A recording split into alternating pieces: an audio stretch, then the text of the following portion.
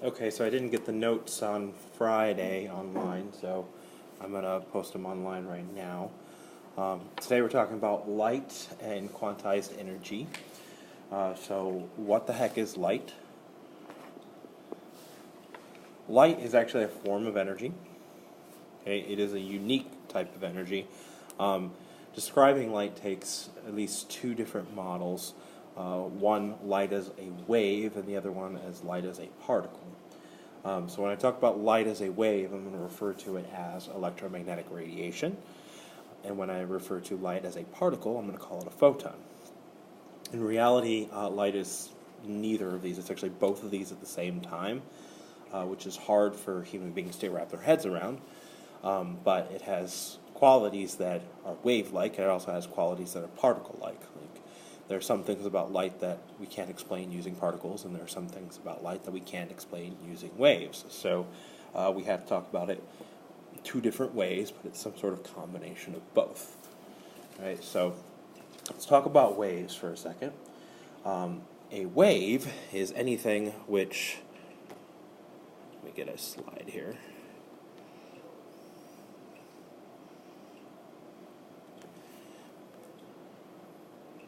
So if I have a wave, let me go ahead and draw a wave.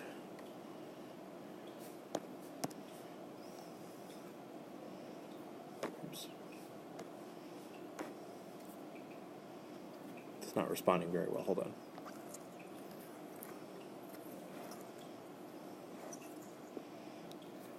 Okay. So what we have here is a series of waves, and with this wave, we also have, that's where the wave, like the ocean would be normally, but now we've got waves coming up and down over the ocean.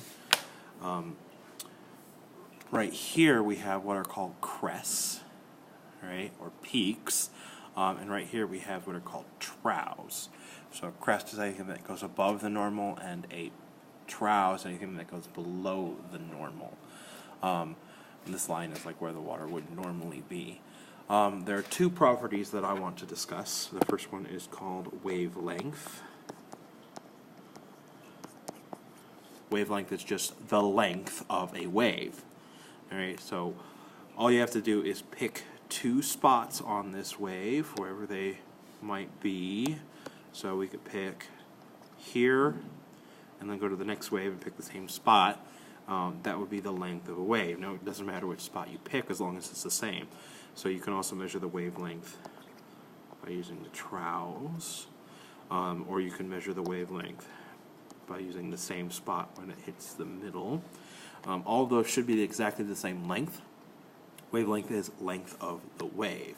Now, the other term that I want to talk about is frequency.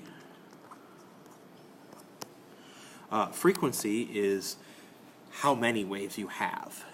Okay, so I've got half a wave right here, and then I've got one wave, two waves, another half here. So this is about 3 waves total, the way I've drawn it.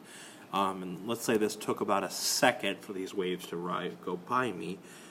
So this would actually be 3 waves per second.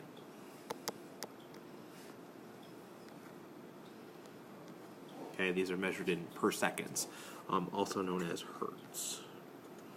Okay, hertz is how many per second. All right, wavelength, the length of it is just going to be measured in meters because it's just a length. All right, so those are the terms that I want to talk about. We also have amplitude. Amplitude is how high it goes above the normal or how low, so how big it is. But I'm mostly going to use frequency and wavelength. Okay, so back to the notes here. We know that light is a wave for several reasons. So this is a video which shows some waves being generated. Now over here we've got the waves that are being generated.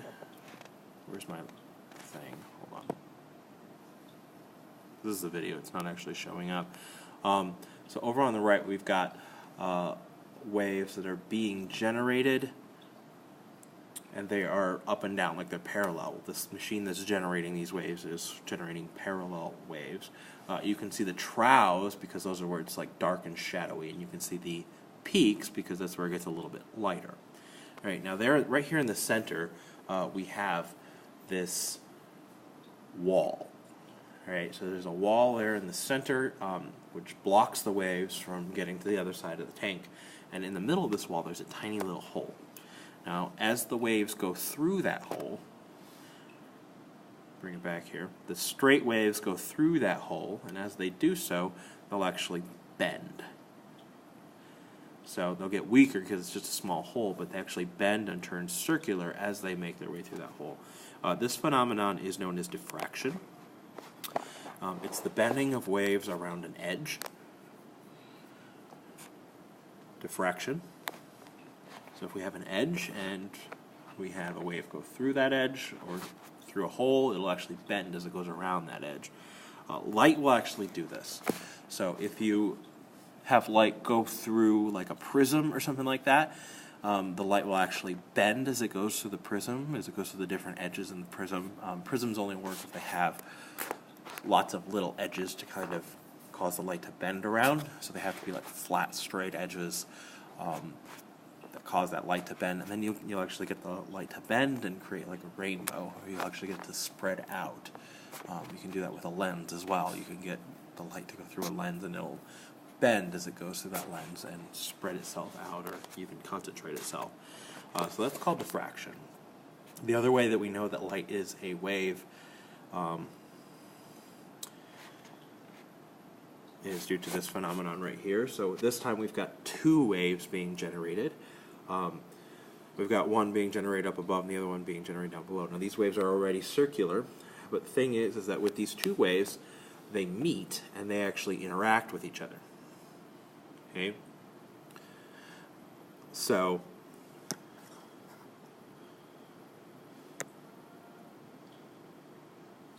hold on. Here we go. This is called interference. Interference is when you have the combination of two or more waves. And the way that these waves interact, if you have a wave that is meeting another wave at the peak, so you got a peak of one wave and a peak in another wave, they'll actually add together and create a bigger peak. If you have a wave meeting at the trough and the other one's also at a trough, you'll get a deeper trough. So if they meet and they're having the same point, a peak or a trough, they amplify each other. You get a bigger peak, you get a bigger trough. However, if they meet and they're not the same, if a peak meets a trough, then the two will actually cancel each other out. So you'll actually have the two waves cancel each other out and you won't have a wave anymore. You can actually see this in this little video here. If you look at it, there's a point as they meet, it kind of spreads out. You can see a part where there are no longer any waves. There's like a dead zone. There's a couple of them as you get further and further away. So that's where the waves are meeting and then canceling each other out. In between those dead zones, you actually have where they're meeting and they're amplifying each other. So they actually are stronger waves and they're lasting for longer because they're stronger. So they actually spread out further than they normally would if they were not amplifying each other. So that's called interference. All right. Now, light does that as well. So light will actually interfere with another light wave and it will help each other out, or they can actually cancel each other out. There's a famous experiment where they, called the double slit experiment, where they take two beams of light. They have to use lasers so they make sure they're going in the same direction. And when those two beams of light kind of cross and meet each other, they'll actually interfere and you'll get repeating patterns of bright spots and dark spots and bright spots and dark spots. It's kind of cool to see. But these are diffraction and interference, and we know light behaves like a wave because light will actually do both of these. So now that we can talk about light as a wave, let's talk about the consequences of that. So I talked about wavelength and frequency earlier. So what is the wave actually in? Well, light is actually an electromagnetic wave. It is created by electric forces and magnetic forces working together, and so it actually is a wave that is both an electric wave and a magnetic wave. Now, electric is positive and negative charges. So we've been talking about that the last couple of days with electrons and protons. But when I have a wave, basically an electric wave, I've got a positive and negative charge that's creating a positive and negative field, similar to a magnetic field. So let's talk about the magnetic one for a second. If you have two magnets and you pull them together, they'll attract. And even though they're not near each other, you can feel that attraction. That's because they're creating a magnetic field around each object. And that magnetic field, when they coincide in the right direction, they'll actually pull each other together. If the magnetic fields are not the right direction, if they're the same, basically the same magnetic field, then they will repel each other and push each other apart. So these magnetic fields, we know they exist, and you can kind of feel them with a magnet. Electric fields are similar. So you got positive and negative charges, and they attract. Positive and positive charges repel, and negative charges repel, similar to a magnet. But magnets and electric fields and magnetic fields are very similar. So they work very similar, and light is actually a combination of both, where we have an electric field being created and causing a magnetic field to be created, and it propagates through the air at the speed of light. So that is what is kind of going on when we look at light as a wave. It is an electromagnetic wave moving through an electromagnetic field. So take a look at these two pictures. Okay, the picture here on the left, the picture here on the right. We have two different waves. Now both these waves took the exact same amount of time in order to cross the length here. So they do have different wavelengths and they do have different frequencies. So the one on the left, if you were to take a look at it, does it have a shorter wavelength or a longer wavelength than the one on the right? It's got a shorter wavelength. Right? It's a lot shorter, which means there's a lot more of them in the second. So this is a short wavelength, but it has a high frequency. There's a lot of them. Okay, so they're really short, and you get a lot of them because they're so short. The other one, on the other hand, this is a longer wavelength, and it's going to have a lower frequency because there's less of them. I only see about 2 of them being created there, 2 full ones. Okay, and it has a much longer wavelength because of that. So the longer your wavelength, the shorter your frequency is going to get because you can't fit as many of them in there. So wavelength and frequency are actually inversely proportional. The longer your wavelength, the less your frequency is going to be. So the bigger the wavelength, smaller the frequency. Smaller the wavelength, higher the frequency. Okay, light behaves the same way, and there's actually a lot more light than what we can actually see.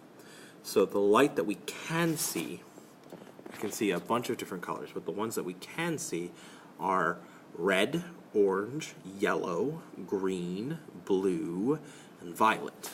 All right, so we have this spectrum of color that we can see, which forms a rainbow, also known as Roy G. Biv: red, orange, yellow, green, blue, indigo, violet. I don't really care about indigo because to me it's the same thing as violet, but those are the colors that we can see. Now there's a huge amount of light that we cannot see. This would include infrared, ultraviolet, X-ray, gamma rays, microwaves, and radio waves. So all of these things exist, and we can't see them. In fact, of all of the light that there is, we can only see about 98 or 99% of it, or it's invisible. Like, we can barely see any of it. There's just this tiny little fraction that we can see. Most of it's invisible to human eyes. Now, some other animals can, in fact, see some of the other parts of the spectrum that we can't. For example, snakes can see into the infrared. Hummingbirds and other insects like bees and butterflies, they can actually see a little bit into the ultraviolet. So it's not just this is what eyeballs can see, it's just this is what human beings can see, what our eyes can actually interpret.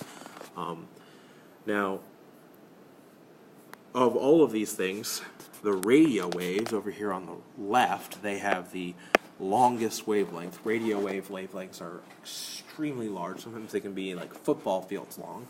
And because of that, they have the lowest frequency.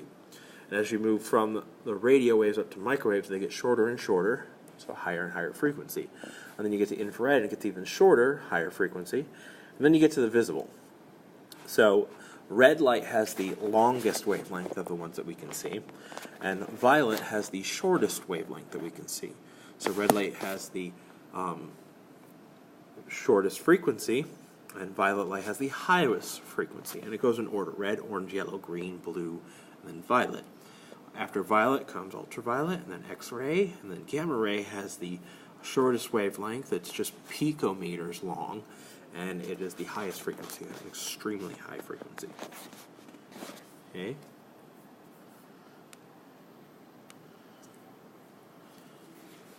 Calculation time. All right. So wave speed, the speed of a wave, is equal to the product of wavelength times its frequency. All right. So this equation, speed of light, all light travels at the exact same speed, which is 3.00 times 10 to the power of 8 meters per second. So that speed is equal to the products of wavelength times frequency. So here's the equation. Speed of light is represented by the letter C. Wavelength is represented by a Greek letter called lambda. And it kind of looks like an upside down Y, or you could also say it kind of looks like a wave that's moving over to the left, like some sort of like wave that's cresting that you could actually like surf on. So that's wavelength. That's going to be measured in meters. And frequency, the letter we use for frequency is V. All right, and that's measured in hertz, or hertz is also known as how many per second. How many per second. All right, so let me show you how to use this equation. All light travels at the same speed, and 3.0 times 10 to the power of 8 meters per second, by the way, is a very fast speed. Light is actually the fastest thing in the universe. There's nothing faster. So how would we use this? Well, here's an example problem. What is the frequency of an electromagnetic radiation that has a wavelength of 3.33 times 10 to the power of -8? Okay, so I'm going to start off by writing out the formula. So you've got C equals wavelength times frequency. Okay, and now I'm going to input the things I know. Well, I do know the speed of light. That is 3.00 times 10 to the power of 8 meters per second. And that's equal to the wavelength. I know that. That's written right there in the problem. So the wavelength is 3.33 times 10 to the power of -8, a very small wavelength, meters, times frequency. I don't know what the frequency is. That's what the question is. So I need to do algebra here and rearrange this equation to isolate frequency. All right, so in order to do that, I have to divide both sides by this number here, 3.33 times 10 to the power of -8 meters. Do the same to the other side, 3.33 times 10 to the power of -8 meters. Okay, over on this side it cancels this number, so the only thing that's left here is frequency. But on this side, actually you have to punch this into a calculator. Now be very careful with punching this in scientific notation, because you can sometimes get an order of operations thing. I would definitely recommend using the parentheses that I wrote, putting parentheses around those numbers.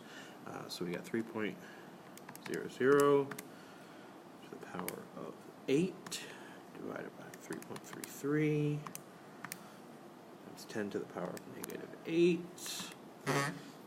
Alright, so punch that into a calculator. My calculator says 9.009009009, etc. times 10 to the power of 15. Now, I don't get that many sig figs. So how many sig figs do I actually get? Well, my thing's up here. This has 3, 3. That has 3, so I only get 3 sig figs. So I'm going to erase that and round it to 3 sig figs, which would be right there. So because that next one was a 9, I'm going to round it up to 1 times 10 to the power of 15. And my units here, meters cancel. The meters over here cancel, so all I have is per second that's left. This is meters per second, so the only thing left here is per second. So this is per second, otherwise known as hertz. Okay? That's the units for frequency.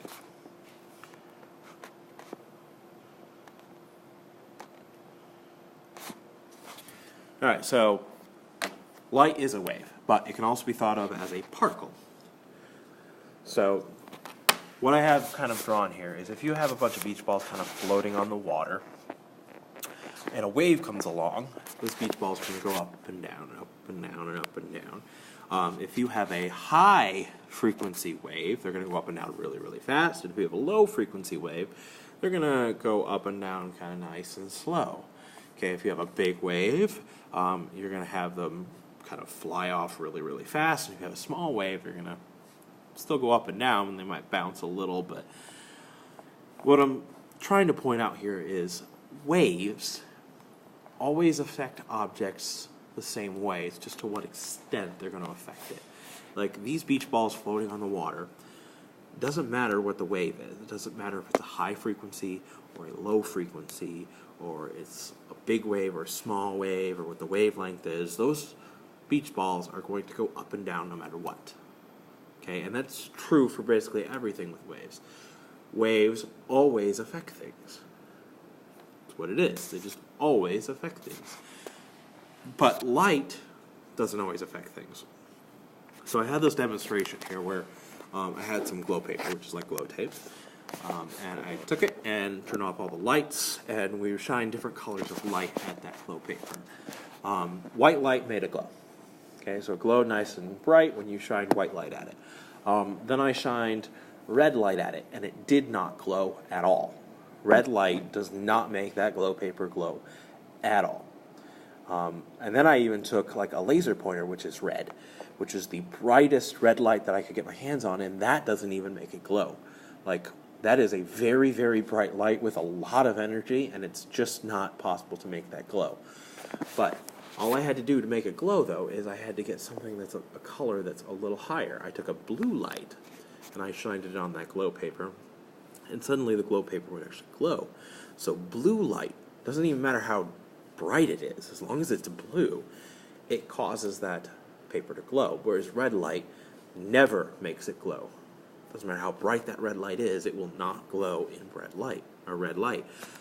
So red light does not have the minimum amount of energy needed to make it glow. Now this does not really fit with the idea of a wave, because if light was a wave, then all colors should make it glow. It's just that the higher frequency or the brighter one should make them glow more, but that's not the case. Blue light and even UV light has higher energy than red light, and they actually can make it glow. So light can't be a wave in this instance. It's not following what we know about waves. High intensity red light should work just as well as, say, low intensity blue light.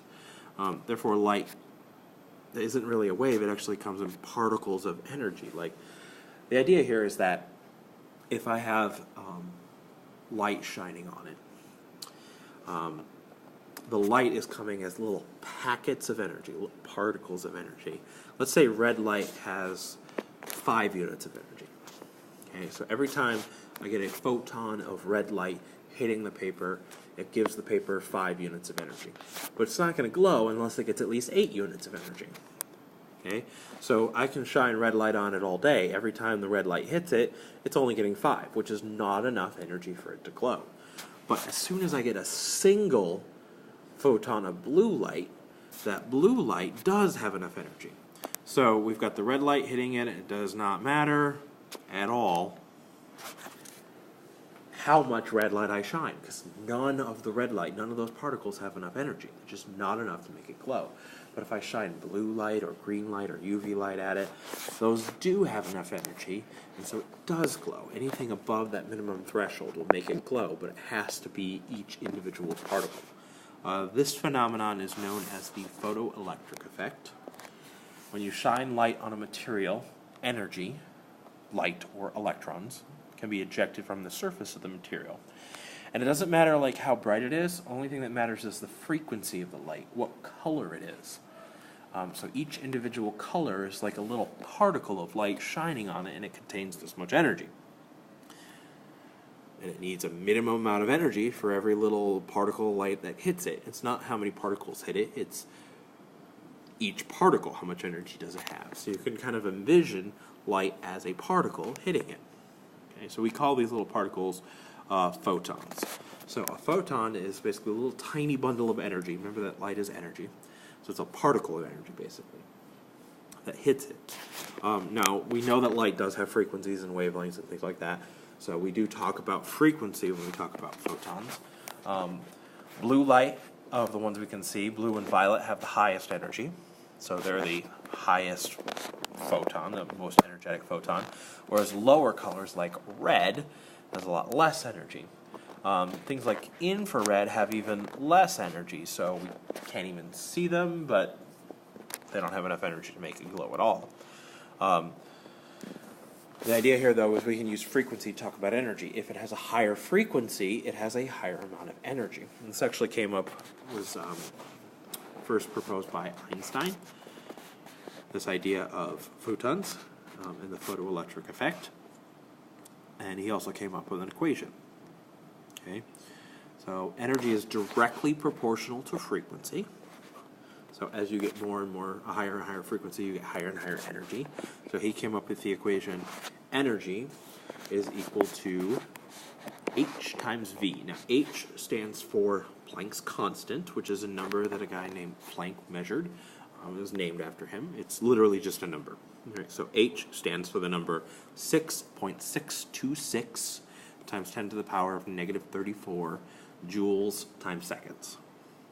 Okay, energy is going to be measured in joules. Joules is the unit of energy.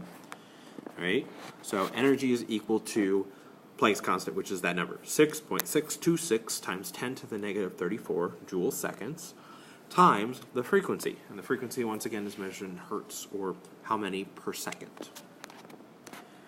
So how to use this equation? Here is an example problem.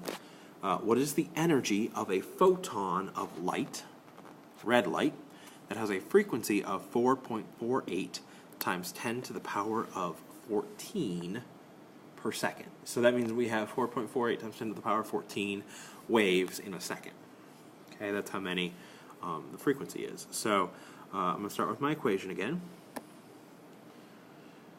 E equals Planck's constant times the frequency. Okay, energy is the thing I don't know. That's what it's asking. So I'm just going to leave it as E equals, but I do know Planck's constant. You always know that one. That is 6.626 times 10 to the power of negative 34 joules times seconds.